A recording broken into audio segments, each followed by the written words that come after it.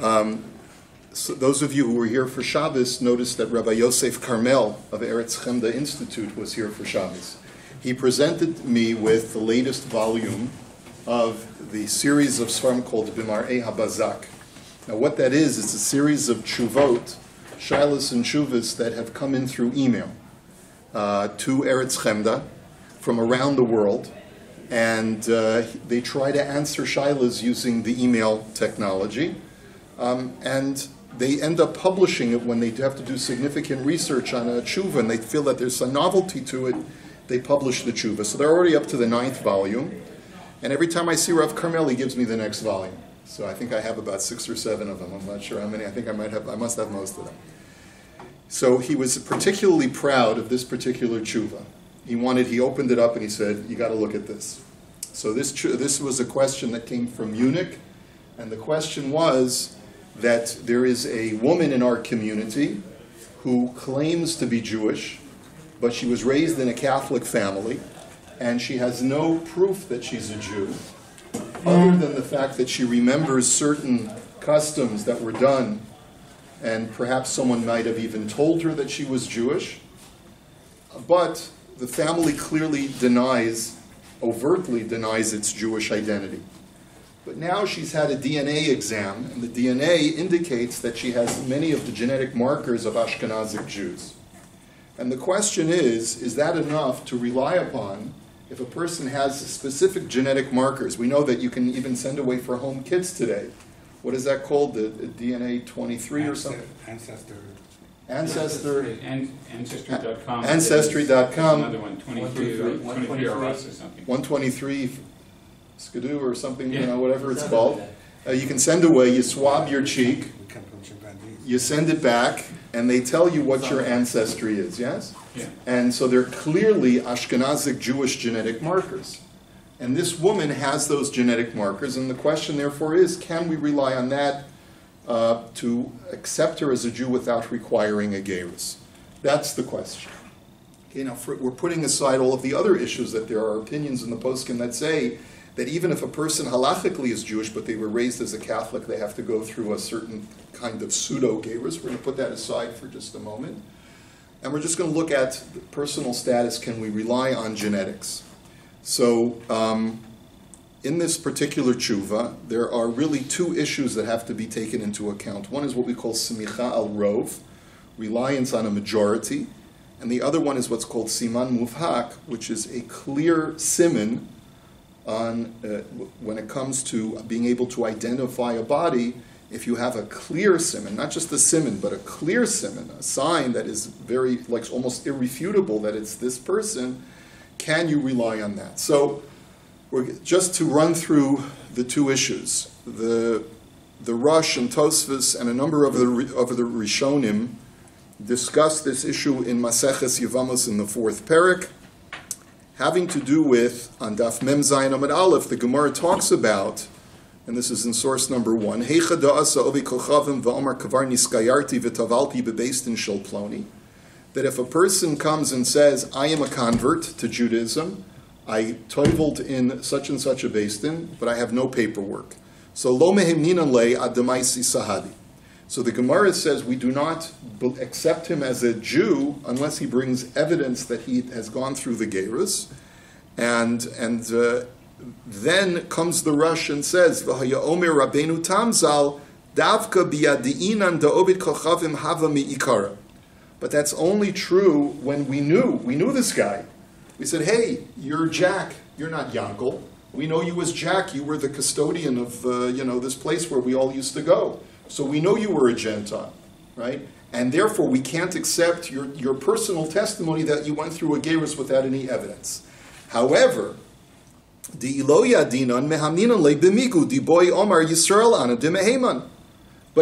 if he says, we don't know him from Adam, and he says, I'm a convert, I'd like to get an aliyah today, I have yortzeit, or whatever he says, then we do accept him, because he has a migu. He could have said, I'm a Jew, without giving any of the details of his conversion.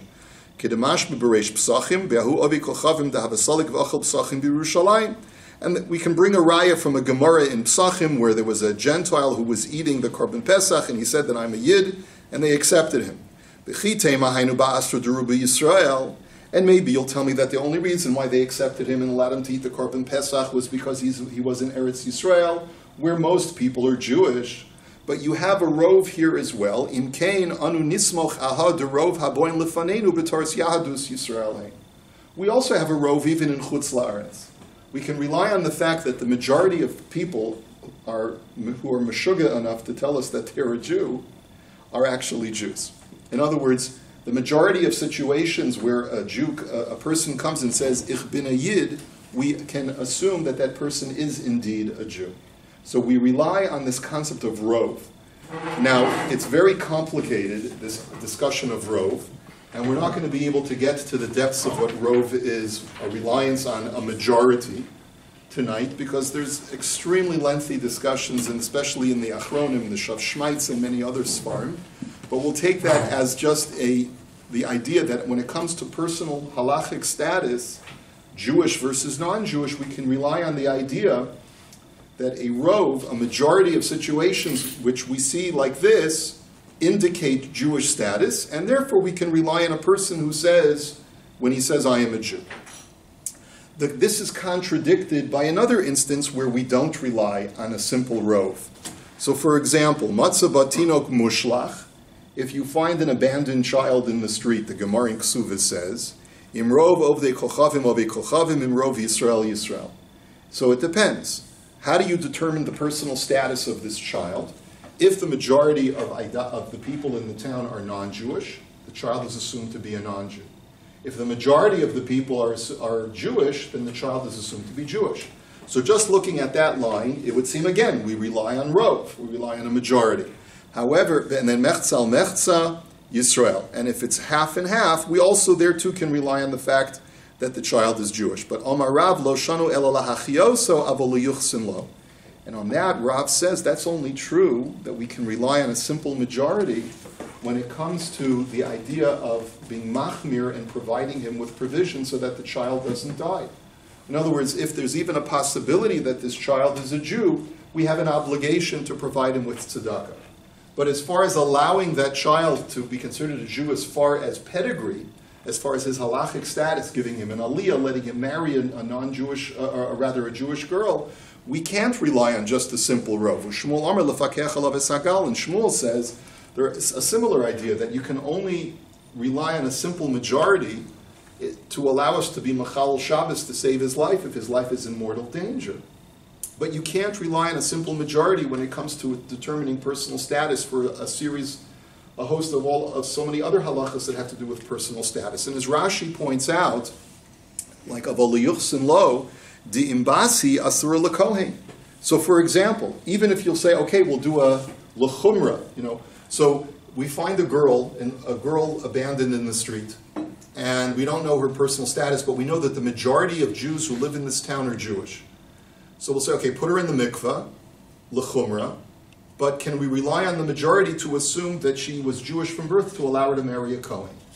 So Rashi says this is what Rav and Shmuel are saying, that you cannot rely on a simple majority for personal status. Why? The answer is, and we're not without going through the entire Rashi says, Detrei rube ba'inon liyuchsa.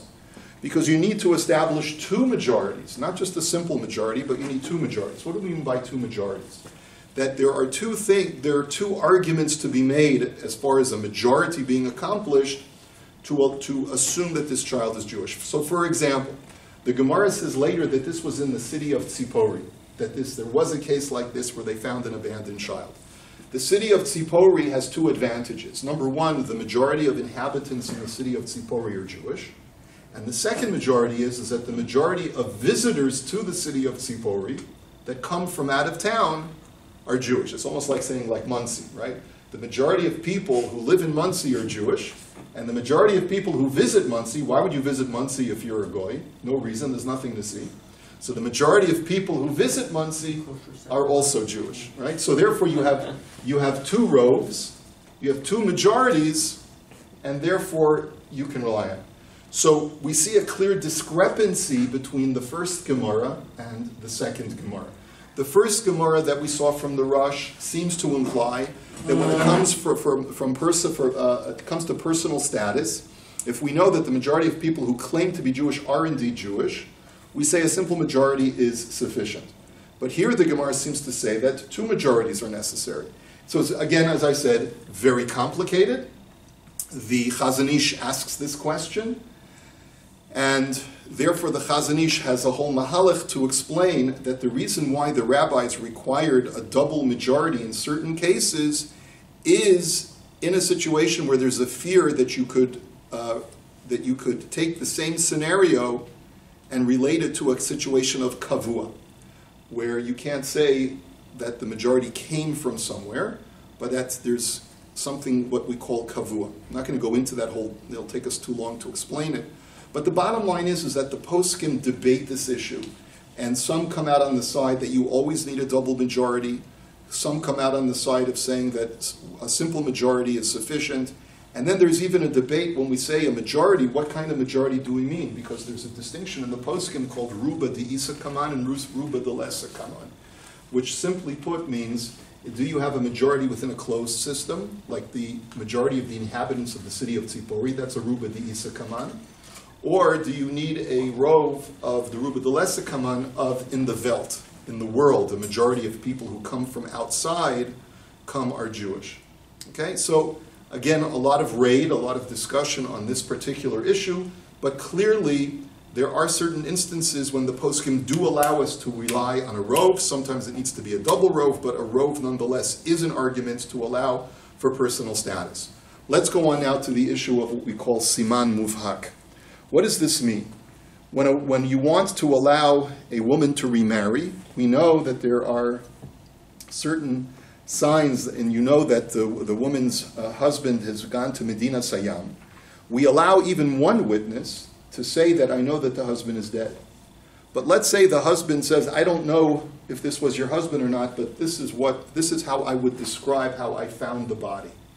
So the question is, how explicit and how specific must he get in order to verify that the corpse is indeed the husband, that we can rely on the fact that we have enough evidence in his description to ascertain that the person who he saw dead was actually this almana's husband. So the Shulchan Aruch writes, and again, there's a much more raid that we can get into before getting into the Shulchan Aruch, but for brevity, we're just going to look at the Shulchan Aruch in Siman Yud Zayin and Even HaEzer.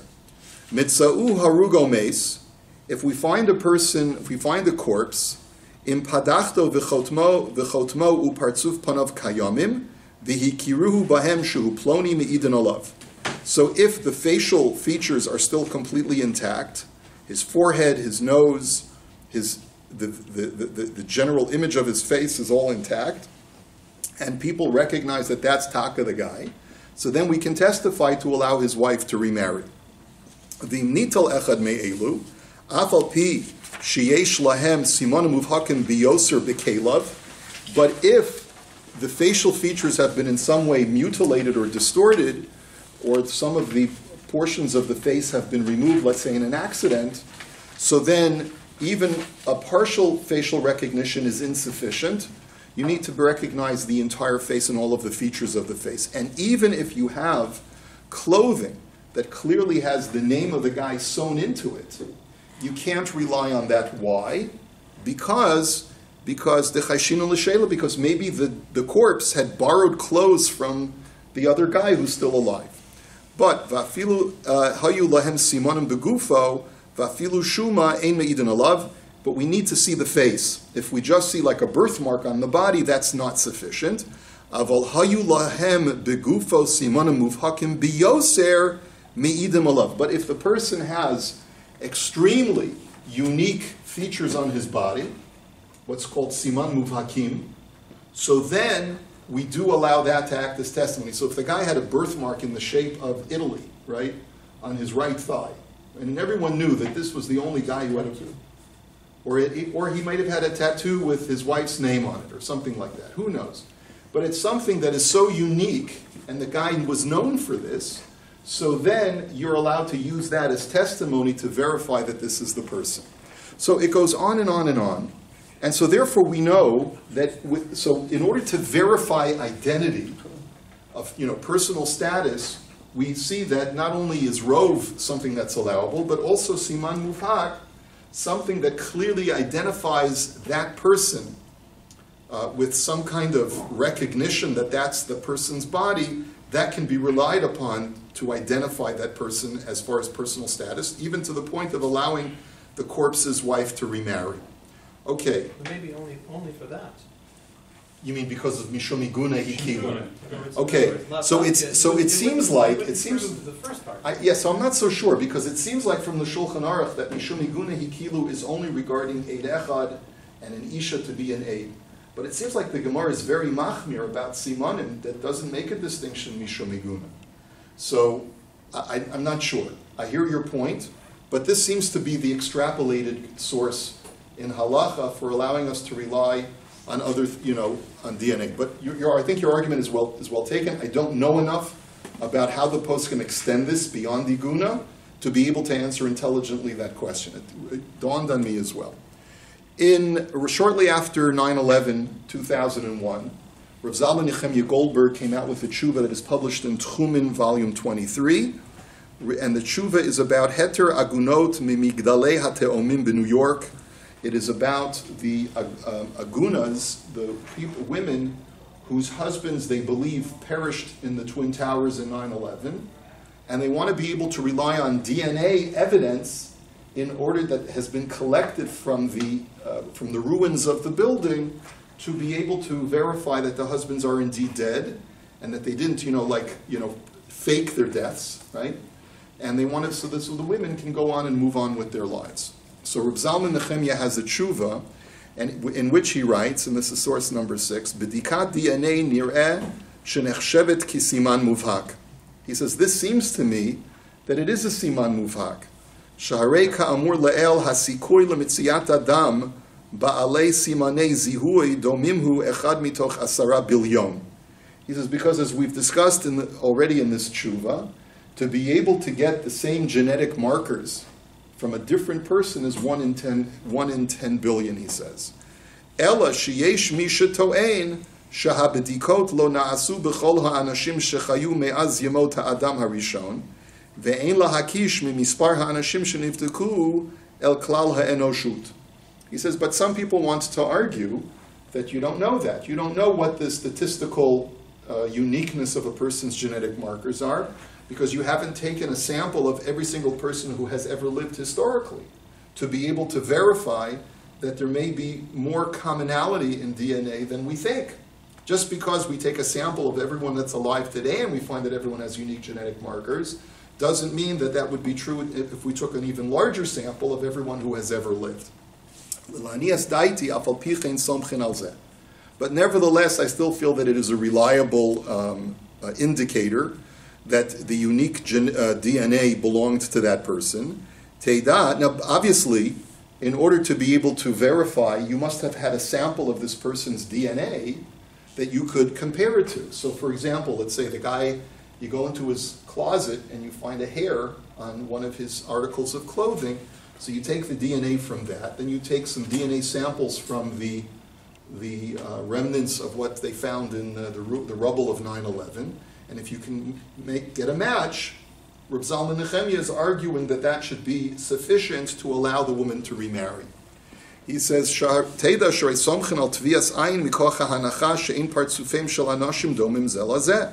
He says, we rely on people's facial recognition that I can tell that this was the guy because I saw his face, even though there are many times, that some people may look very similar, but we know that everyone has a unique look. How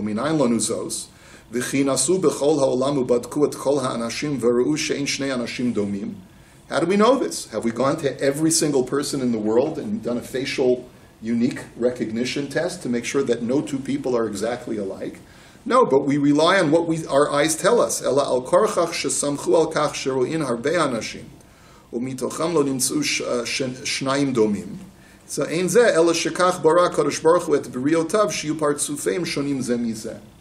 Our eyes tell us, our human experience tells us that even though we haven't taken a sample of all 8 billion, or how many billion are we up to now?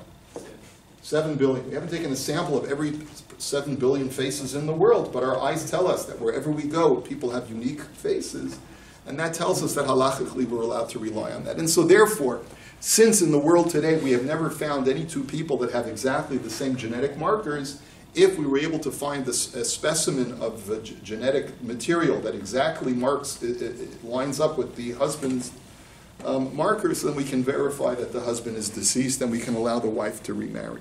Okay, you can go through the rest of the tshuva yourself.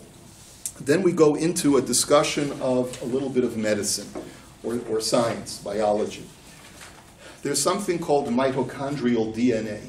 And mitochondrial DNA is taking a certain portion of the cell and using that to determine the genetic identity of the individual. And this is just from Wikipedia. In most multicellular organisms, mitochondrial DNA is inherited from the mother. Mechanisms for this include simple dilution, degradation of sperm in the male genital tract in the fertilized egg, and at least in a few organisms, failure of sperm mitochondrial DNA to enter the egg. Whatever the mechanism, the single parent pattern of mitochondrial DNA inheritance is found in most animals, most plants, and in fungi as well. In sexual reproduction, mitochondria are normally inherited exclusively from the mother, etc., etc., etc. So, if we were to take a sample of a person's mitochondrial DNA, in other words, taking a specimen from that portion of the cell where the mitochondria are located, we would be able to define everything that the person inherits exclusively from the mother and not the father. Now, this is very helpful, and by the way, Karl Skorecki, a former member of the Bayit, did extensive research on this matter, and he was consulted on this tshuva. He's found very much in the footnotes of this tshuva in B'mar'ei HaBazak, and he verifies that, just like we have the Cohen gene where you go after the paternal DNA, we can also verify what is maternal DNA, and this will help us be able to verify whether the mother was Jewish or not, if we could identify that there are Ashkenazic gene patterns within the mitochondrial DNA that the person must have only inherited from the mother. Okay? Now, let's take a look then, based on everything that we have stated, now let's take a look at the end of the tshuva. Okay, so this is now on the back page. This is the last part of the tshuva, B'mar'ei HaBazak Chelek Tet. Kviyat Yahadut al smach b'diga genetit. Can you use genetic testing in order to verify someone's Jewish identity? So in Os Dalid, he writes as follows: Al pi habirurim she'asinu efshar lahachshiv b'dikat DNA mitochondri kesiman muvhak. We cannot, based on what we've written up above, or based on our consultation with biologists, we cannot rely alone on mitochondrial DNA to accept this person as a Jew, even if they have the Ashkenazic Jewish gene in their mitochondrial DNA. Now you would say, why is this not a siman muvhak? Just like, we clearly see that this is such a unique feature in the person's body, so it must have been that person. Isn't the Ashkenazi gene such a unique feature? Why can't we rely on that to say that the person is definitely a Yid, at least from the mother's side? So here's the explanation, and for this we have to look at the footnote in number 11. So take a look at footnote number 11. Lo mitkaimim legabei hadrishot halachtiyot hamefuratot behara 3 le'el. We do not have the sufficient passing of the bar, of the fulfillment of the criteria that we've written earlier in this tshuva. La'achar hitya'atzut imumachim mehatechum. He says, after consulting with experts in this field, nir'eh sha'al pi matzav ha'mechkar kayom lo nitan likva bibirur sheritzafim elu yihiyu siman muvak liyahadut. It appears that we cannot alone rely on genetic DNA markers that indicate that this person has Ashkenazi Jewish ancestry. We cannot rely on that alone to determine that this person is a Jew. Zot al af sheha mechkarim matzu shechchichut himatzuot haritzafim etzel Yehudim mikilot mesuyamot ole pi me'avi yoter al shchichutam etzel einam Yehudim hamitgorerim ba'otam ezorim. And this is despite the fact that these genetic markers are 100 times more prevalent in Jews that come from Eastern Europe than Gentiles that come from the very same area in Eastern Europe. So we've clearly identified what the Ashkenazi Jewish genetic marker is. And how have we identified it? Because the experts tell us that if a person has that gene, there is 100 times more likelihood that that person is a Jew than that person is a non-Jew. Why? Because, in other words, if that person indeed came from, let's say, Poland, right? If you took a sample of 1,000 people from that city in Poland, you'd find that 900 of them have that genetic marker. 900 of them do not have the genetic marker, and only 100 of them do, and those 100 would likely be Jews, or something to that effect. He's basically saying the chances of you having this marker are 100 times, or 100-fold, that you're Jewish than if you're not Jewish. So I'm not an expert in statistics, but those basically on the statistical data says that you're 100 times more likely to be a Jew than to not be a Jew if you have that genetic marker, because Jews are 100 times, Jews from that area in Poland are 100 times more likely to have that marker in their genes than a non-Jew from that same area. So the question then is, well, why isn't that reliable? Why can't we say that that's a siman muvhak? He says, "Hasiba lekach hi sheshchichut haYehudim ba'olam hi ktana ma'od, pachot me'echad lechamesh me'ot." He says the reason is like this. How large is the Jewish population worldwide? It is less than 1/500th of the international population of human beings in the world today. Less than 1 in 500 people, less than 1/500th of the population in the world today is Jewish. So that means less than 1 in 500 people is Jewish today in the world.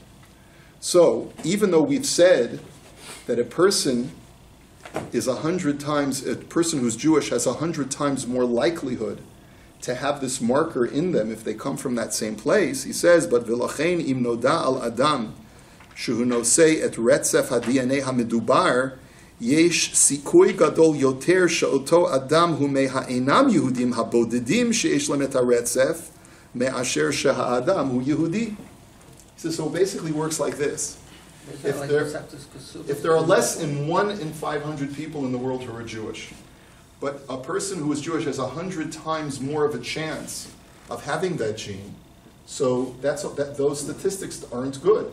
That means that there's a better than 50% chance that a person who has that genetic marker, if he came stam from the Welt, would be not Jewish. In other words, you understand what I'm saying? If there's 100 times more chance of that person having that DNA, because Jews of that region are 100 times more likely to have that genetic marker, that's only 100 to 1. But the Jewish population is only 1 to 500, it's 500 to 1.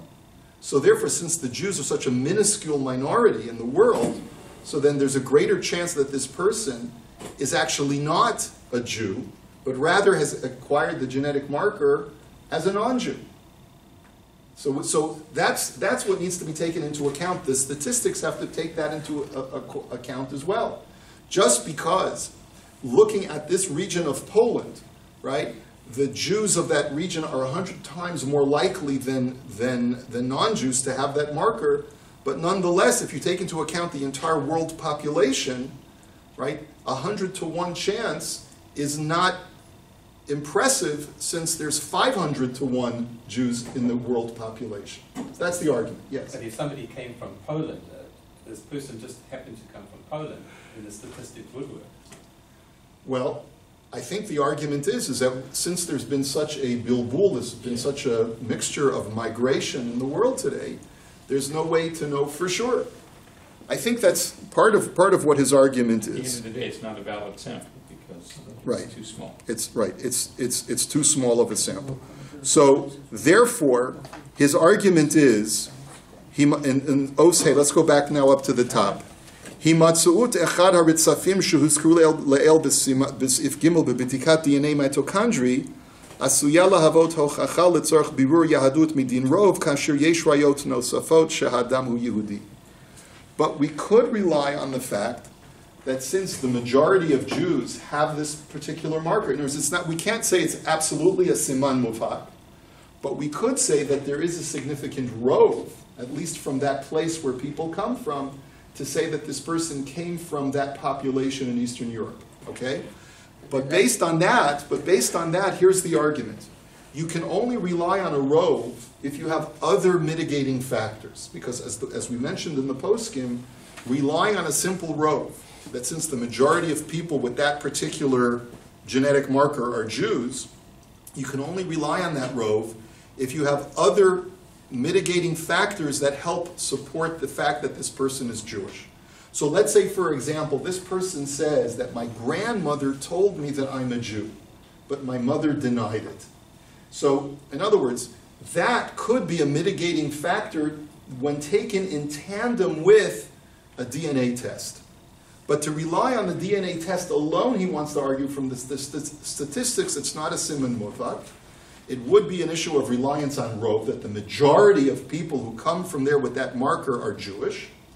But since we don't rely all the time in the poskim on a simple majority, we would need other mitigating factors to help us make the argument. And therefore he writes as follows in Osvav. Bizman ha-shoah ha-nora'ah charvu v'hushmudu kihilot rabot mispor.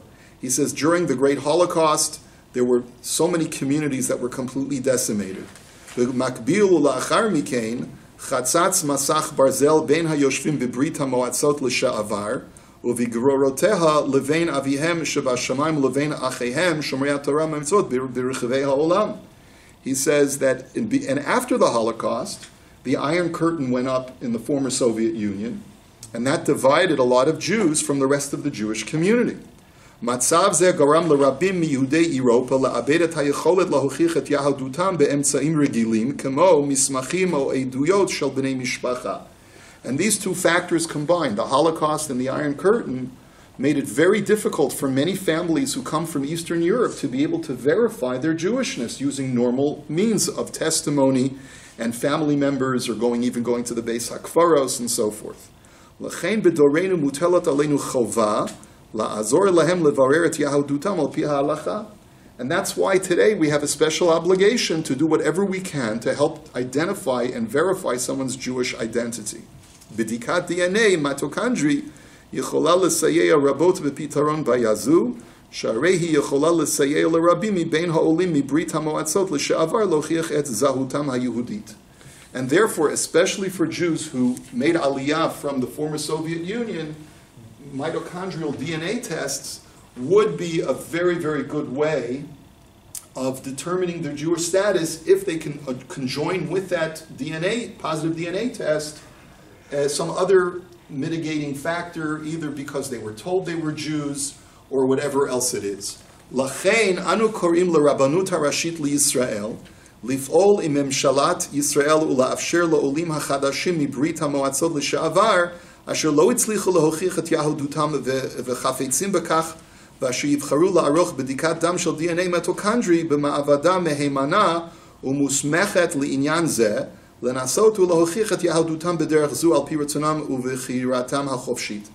therefore we call upon the chief rabbinate of Israel in working in concert with the Israeli government to set up systems where we can take mitochondrial DNA exams from those who are willing participants who would like to, if they're from the former Soviet Union, and they cannot verify that they are Jewish and they are willing to submit themselves for this kind of test. We encourage the government and the Rabbanut to set up centers where this can be done. Yachad im zot lahakim tzavot miyuchad shel dayanim asher yakdish et zmano umeratzo lenosei chashuv zeh asher yivdok im achen yesh rov shemochiach halachtit et yahaduto shel haponeh b'chol mikre legufo. Plus, in tandem with this, we also need to set up special batei din with dayanim who are mumchim, who are able to take this rove, this mitochondrial rove that we've established after you take the genetic exam, and you get a positive result. Then you have to find that other additional mitigating argument that will allow us to paskin definitively that they are a Jew. Mikivan sherov haYehudim einam nosim ritzafim yichudim eile, gam mi sheyivchar la'asot et habedika v'hi lo tochich et yahaduto lo yipaga mikach. And finally he writes, but bear in mind that a lot of Jews, if not most Jews, do not have unique Ashkenazi Jewish markers. So if a member of the former Soviet Union would say, I think I'm a Jew, I want to take the genetic test, but I'm worried that if I don't come up with a positive result, I'll definitely be rejected. No. So Rav Carmel says no, because a lot of times you are a Jew, and it doesn't show up in your genetics, a particular marker that we were looking for, because we don't have the technology to look for. Maybe there are other markers in Ashkenazic Jewry that we haven't discovered yet. So just because we don't find the Ashkenazic markers that we're looking for in you does not definitively define the contrary. It can only help in verifying if we find a positive result that you are a Yid, together with, again, mitigating arguments. But if we don't find the marker, it's not going to passel you from possibly being a Yid. Okay? And that we have also Professor Karl Skorecki. We have the signature of Shai Karmi and Harav Professor Natan Keller, who have all signed on to the science that is presented in this tshuva. And finally, Rav Zalman Nechemya Goldberg writes in the bottom line, Lanias daiti nira'in dvarim amitiyim v'yesh l'smach aleim l'maisa. Rav Zalman Nechemya also writes that he's read this tshuva and it sounds very sound to him, and he paskins that you can rely on this tshuva halacha l'maisa, that together with a genetic exam and verifying other mitigating arguments, then you can use that to establish that someone is taka Yid. Okay, for personal status. All right?